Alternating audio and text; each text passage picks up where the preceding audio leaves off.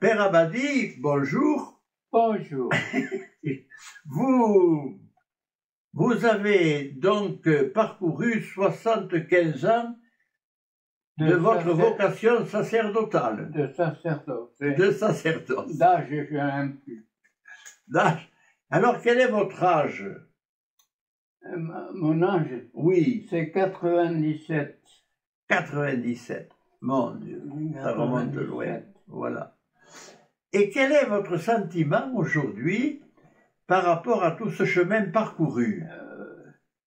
Mon sentiment, c'est d'abord l'action de grâce vis-à-vis du Seigneur, et puis ce flot de souvenirs qui reviennent, plus vivants que jamais. J'ai fait les trois façons d'être prêtre autrefois. Près de 15 ans d'enseignement au séminaire, puis ensuite la pastorale paroissiale à la cathédrale. Et la troisième partie, c'est les différents mouvements.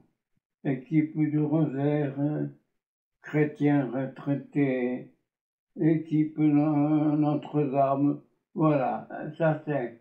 Et je l'ai passé à la maison diocésaine. Voilà. Voilà. Donc la maison diocésaine a été pour vous un centre en recours. J'étais voilà. au presbytère de la rue des Tolles, oui. Que j'étais responsable à la cathédrale, et ensuite je suis venu à la maison diocésaine, et l'archevêque de l'époque m'a donné ses aumôneries. Voilà, très bien. Si on reprend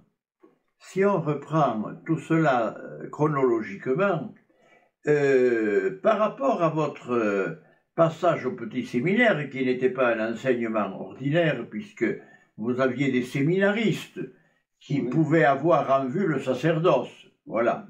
Tous ne l'ont pas réalisé, mais un certain nombre, je faisais partie de ces élèves qui vous doivent beaucoup de choses.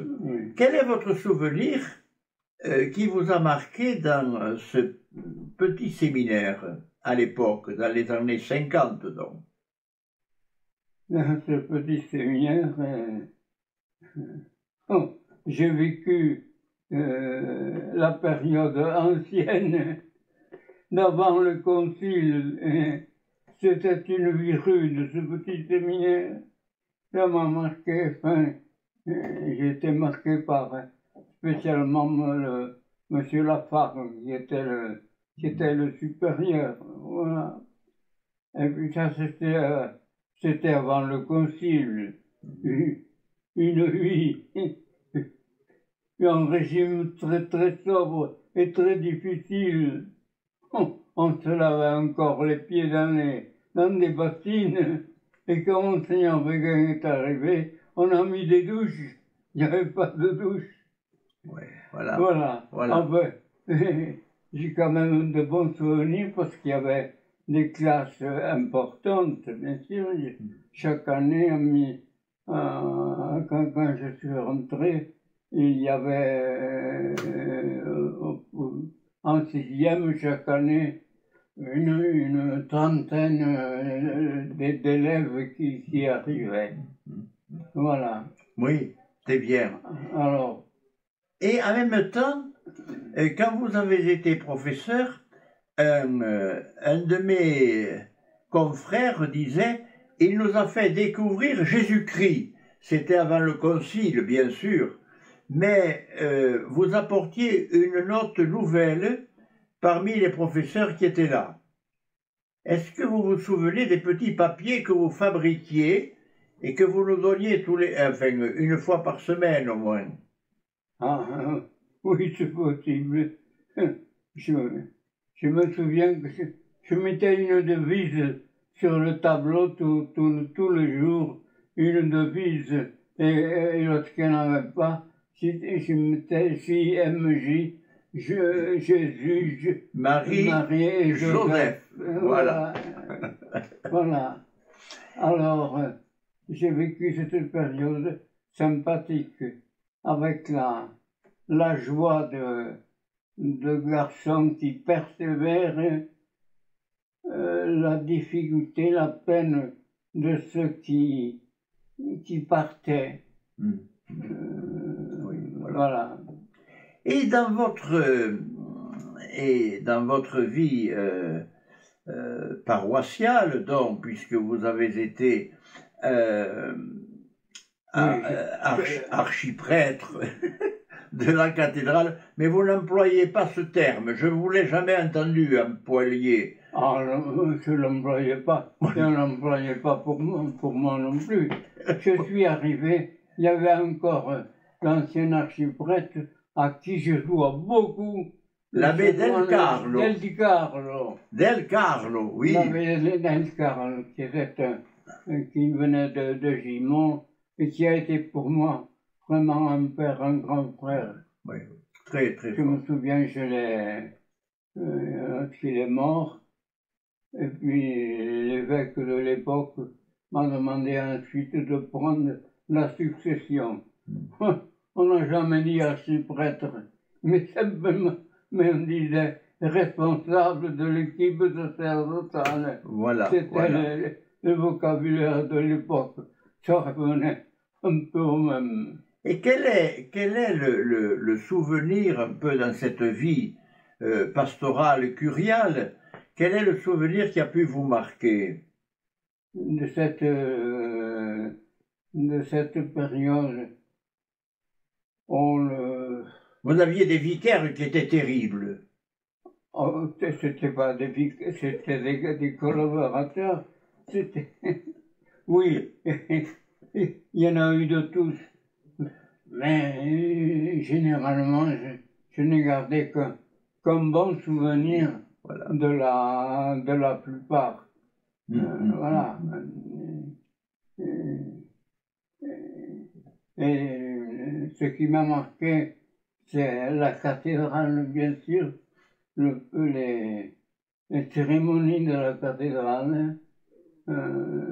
Puis, un souvenir, j'avais tous les samedis après-midi, je faisais une permanence pour la confession. J'ai toujours eu du monde, là. Et ça, c'est mon souvenir. Et, oui. Et puis le souvenir de l'équipe sacerdotale, c'est qu'il n'y avait pas que les prêtres, il y avait les religieuses. Voilà. Alors, quelle est la religieuse qui vous a marqué? Il y en a plusieurs. Celle qui m'a marqué, c'est la sœur Lucie. Oui. Et puis la sœur de l'oratoire Marie de Maïlis. Voilà, oui. Voilà. Alors, c'était un groupe de religieuses, parce qu'il y avait également des filles de la charité qui étaient là.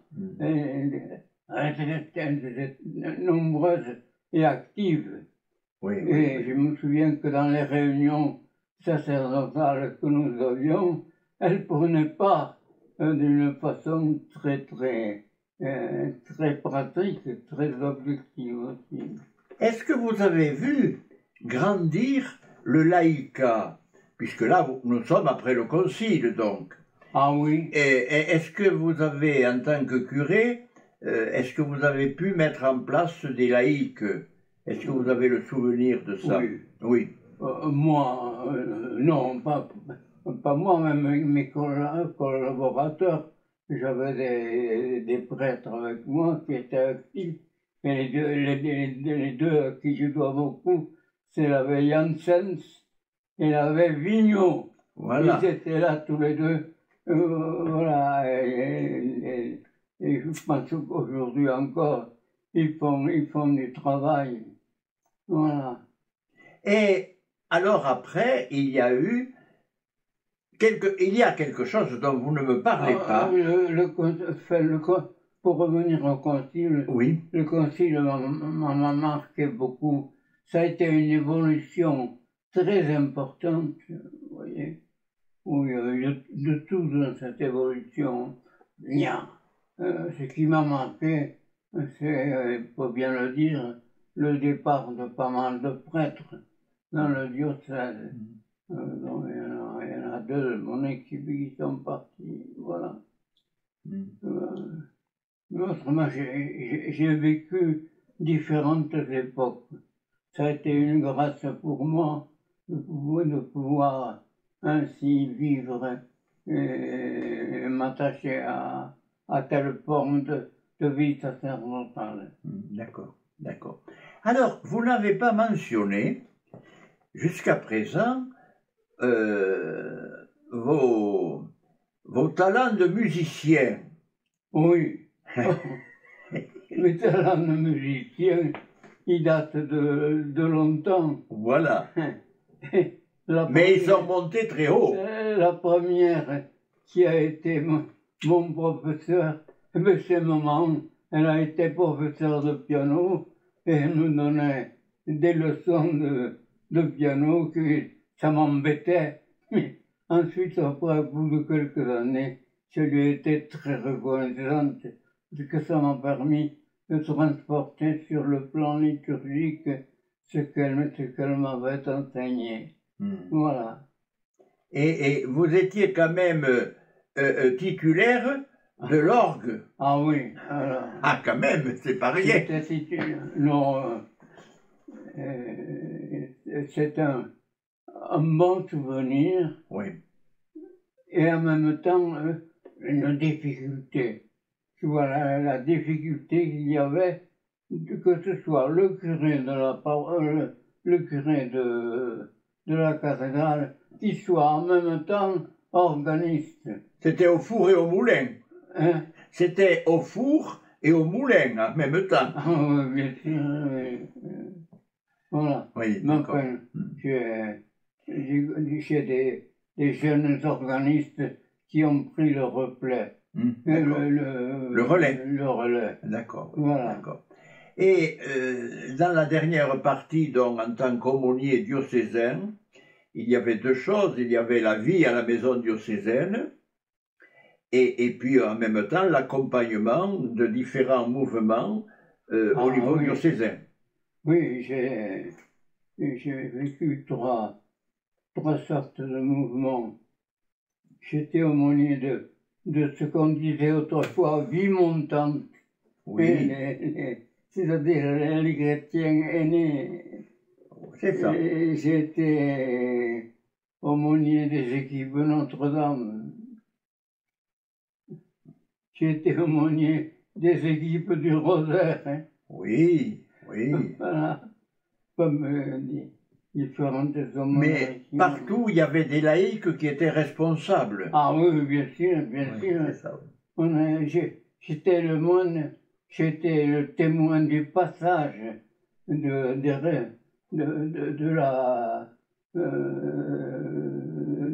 du sacerdoce et du laïcat. L'avènement du laïcat, je l'ai vécu en plein. Oui. Voilà. Oui. Pour terminer, est-ce qu'il y aurait quelque chose que vous voudriez nous dire à nous qui suivons, de près ou de loin, comme Jérôme, en tant que prêtre, quel est votre message aujourd'hui pour l'Église? Mon message, il est double. D'abord, la conscience que les choses vont changer très vite, de plus en plus, et je vois que ce que dit notre archevêque actuellement, ce qu'il fait, ce qu'il dit, c'est très prometteur pour l'avenir. C'est en même temps nouveau. C'est une nouvelle façon de vivre en Église. Parce que j'ai vécu 6 archevêques. 6. Ce n'est pas rien.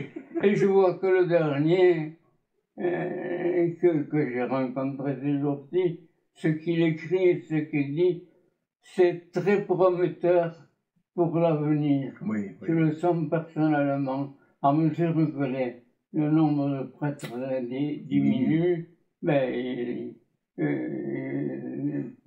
il a la méthode qu'il faut. D'accord. C'est mon sentiment. Ah ben oui, oui, oui, c'est très bien.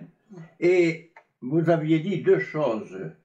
D'une part, la mutation de l'Église qui va très vite, et que diriez-vous au peuple de Dieu, en quelque sorte, en vous souvenant de la cathédrale, de toute la population que vous aviez à évangéliser? Je leur dirais, au milieu des difficultés de l'Église, tenez bon. Voilà, tenez bon. Tenez bon dans la foi, approfondissez la foi, de plus en plus ça va être nécessaire. Hein. Et puis, ne vous découragez pas. D'accord, d'accord. Oui, oui. Ah, bien sûr. Ce que je leur dirais.